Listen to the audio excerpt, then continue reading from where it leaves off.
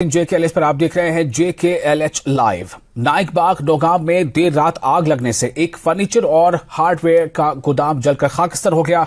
इत्तलात के मुताबिक आग एक गोदाम में लगी और तेजी से फैलकर पूरे गोदाम को लपेट में ले लिया। फायर फाइटर से सख्त जद्दोजहद के बाद आग पर काबू पा लिया, लेकिन एक बड़ा गोदाम राख में तब्दील हो गया। आग लगने की असल वजह की तहकीकात की जा रही है।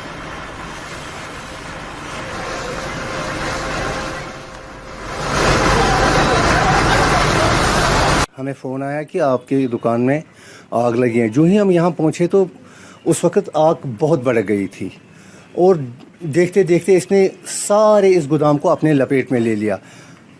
हम सराहना करेंगे उन ऑल जो यहाँ फायर ब्रिगेडर्स थे।